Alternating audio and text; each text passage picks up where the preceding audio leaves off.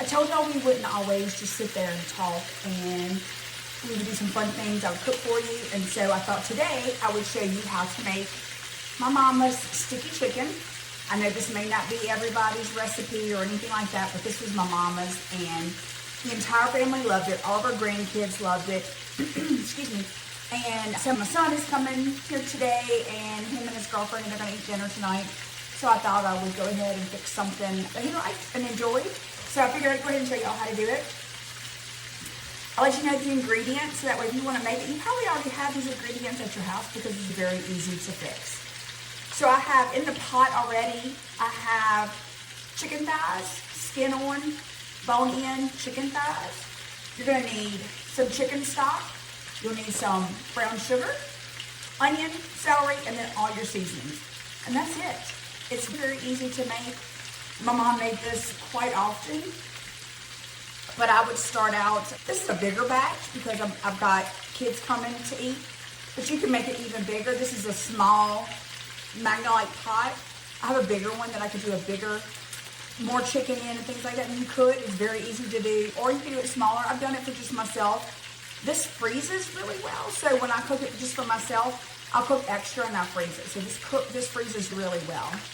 So what I went ahead and did was, I went ahead and put my chicken in here with a little bit of olive oil to have it start, spit at me, to have it start browning. Because browning is going to give it that color. Nobody wants to eat just plain kind of grayish colored chicken. You want that dark, nice brownness to it. And this will have it at the end, but this kind of gets it started. The main thing I want that in there for is for the flavor. Because that chicken fat is going to give it a lot of flavor. So I've had it in here for a little bit. I'm going to turn it over and let y'all see what it's looking. It's probably been in, I don't know, maybe 5 minutes or so. So not too long. And I flip these over. I think I have 6 pieces of chicken in here, of chicken thighs. And it's a fairly inexpensive meal to make too, which is good. It goes a long way. And it's cheap to fix. The most expensive thing is going to be your chicken, right? Okay. So we're going to let this go just for a couple seconds longer. I'm going to go ahead though and add in my celery and my onions to this.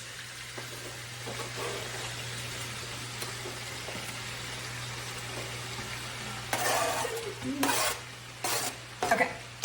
So our celery and our onions are in here. I'm going to go ahead and season it too. So I'm going to season it with salt.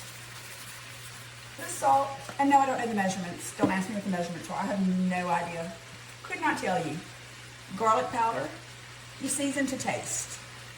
Maybe,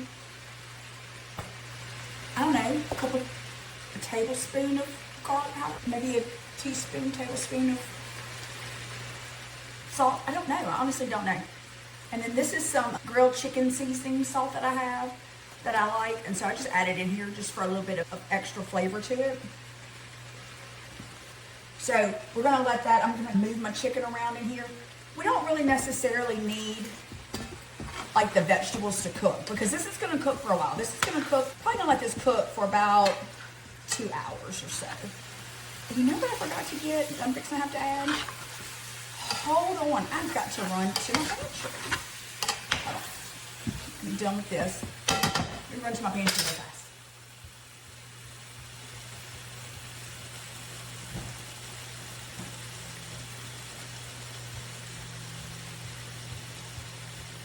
Okay, I'm back. All right, so now what we're going to do is we're going to add in some of our brown sugar.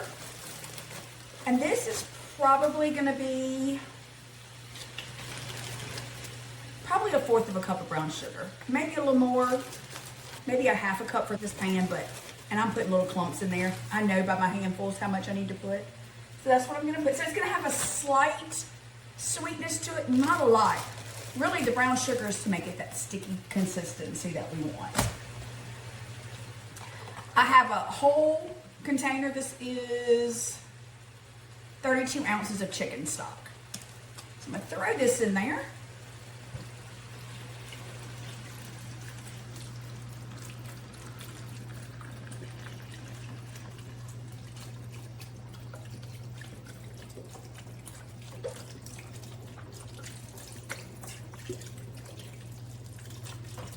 Okay.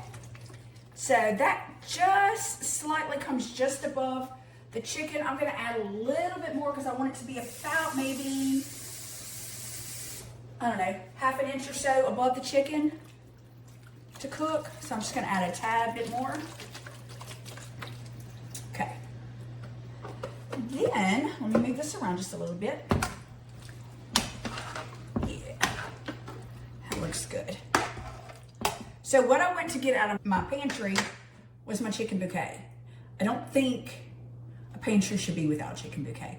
I add this to gravies, I add it to anything. It adds color to it, and it does add just a tad bit of flavoring. Just that little something. Do not add a lot. As you can see, it's very dark. You can make this gravy or this, any of your gravies that you're making at home, very dark fast. So I just add, this is not even like a half a capful that I'm gonna add in here. So this will last you a long time. This is great for jambalaya, gumbos, any kind of stews that you're making, gravies, anything like that. Okay, so, y'all, that's it. That's seriously it. So what I'm gonna do now is, I'm gonna put the lid on, like that, and I'm gonna turn it down to like medium low, and this will cook for 2 hours. I'll come in and just kind of move the chicken around, make sure that it's not getting stuck to the bottom of the pan or anything like that. But other than that, I'm gonna leave that for 2 hours. And when I'll come back and we'll show you what it looks like in 2 hours. I am gonna make some rice to go with this, and that's pretty much your whole meal, maybe some bread or something. But before I go, I just wanted to kind of talk to you real quick about something that I have been going through this week that has been hard for me, and something that I've been trying to kind of say, God, you got to help me with this because this is hard.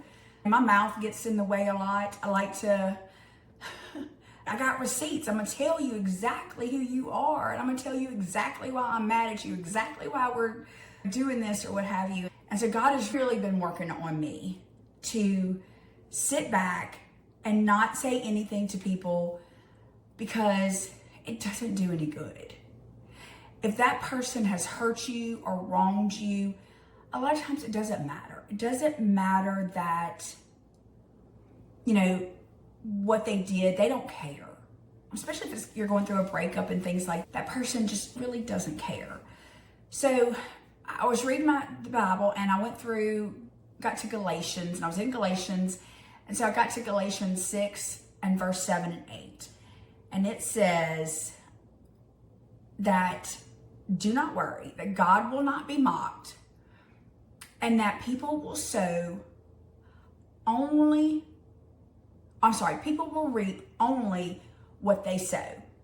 And then it goes on to say in the next chapter that it says that if that person has sown of the flesh, that they will reap of the flesh, they will reap destruction. And that if they have sown of the Lord, that they will reap of the Lord. So, you know, God has basically been telling me, sit back, I got this. Even though it looks like that person has moved on and has moved on to something else, and it looks like it's something better, it not necessarily is. It may look like it to you, but I'm working in the background. He is reaping, or she is reaping, everything that she sowed into the relationship with you. So if they sowed flesh into your relationship, that's what they're going to reap. If they had destruction in your relationship, lying and deceit or whatever it was, that's what they're going to reap. And you may not see it. You may never see it. But God promises that's what he's doing. He also says in the Bible that revenge is mine. Let him have it. Because I guarantee you, God can do so much more than what we could ever do. And I think that has been a struggle for me, is to sit back and say, okay, God, I'll let you handle it, because boy, do I want to handle it. I want to handle it bad. I want to say all the things that I want to say in my head, but I can't. And I know that in the end, for one, I will reap what I have sown. And if I sow that I'm gonna let God handle it, and I'm gonna step back and let Him do the work, then I will reap that at one point. And then I know that this person will reap what they have sown. And I have to trust God. I have to have faith in that. So if that is something that you're working on, if that's what you're going through and you're finding that's something that's hard for you right now, just know that God's got this. Like, you know that whenever somebody hurts one of your kids, right? What do you want to do? You want to go take it out. I don't care if it's a kid or not. I don't care if they're under 18. You want to go take care of it, right? Because they hurt your baby. And that's what God is. God's our Father. And so when someone hurts one of His kids, one of His babies, He is going to go and He is going to take care of it. And He's saying, just sit back. I got you. I got your back. No matter what, I got your back. And so just remember that. Okay? I hope it helps somebody. And we will come back in about 2 hours. And we'll look at this and see how yummy it looks. Bye, y'all. All right, guys, we're back. It's about 2 hours later or so, and so I'm gonna take my lid off. I will tell you that I did peek at it right before just to see what it looked like, and you can see that a lot of the liquid in here is cooked down, but it's still not the consistency that I want it to be, because I like it to be just a little bit thicker, and it's not as thick as I want. So I'm gonna show y'all how to make a slurry that will thicken any of your gravies or anything like that. You just take plain old cornstarch, measuring cup. For a pot this size, I probably would do like 1 and maybe a half a teaspoons. Now this is the important part, cold water. You want to put cold water in here, probably about 1 inch or so, and then stir it until all of this is dissolved. If you put hot water, or if you were to put the cornstarch directly into your liquid here in the stove, it's going to clump up. And all you're going to have to do is clumps of cornstarch in there. So this is already all dissolved into the cold water. So then what I'm going to do is I'll add it into a pot, and it'll start boiling again. So what happens is that the heat and the boiling activate the slurry and the cornstarch. And what will happen is this will start thickening up. And this will get thick like a stew or a gravy. Thicker than a stew, more like a gravy. So we're just going to let it boil for just a second. While that's doing that, then I've got, and I don't think y'all can see this, but here I made rice. Very easy. One day I'll do the rice recipe, but I will give y'all a little hint to use parboiled rice. You'll get good rice every time with parboiled. So I've always used. And so if you look back over here now, this has gotten way more thicker, more like a gravy than like a stew or a soup. And the longer this does, then of course the thicker it'll get. But I'm gonna give it a taste and see what it tastes like real quick. So I'm gonna do a little bit of rice, and I'll do a little bit of my gravy with a piece of chicken. And you could do this with, if you wanted to do chicken breast, you could. Chicken legs, anything like that, you could.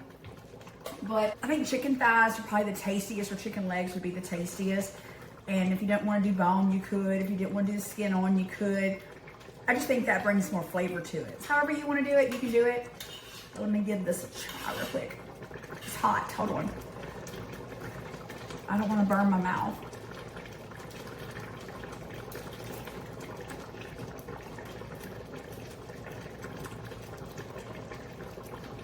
It's hot, y'all. It's just like my mama made. Tastes just like my mama's. Brings me back to my childhood. So give this a try. And let me know if you, if you make this. Let me know how it turns out for you. I'd love to know. If there are any other recipes y'all want to see, let me know. I'll do my best. Like I said, I'm not the best cook in the world, but we'll definitely give it a try. So, all right, y'all have a great week, and I'll see y'all next time. Bye.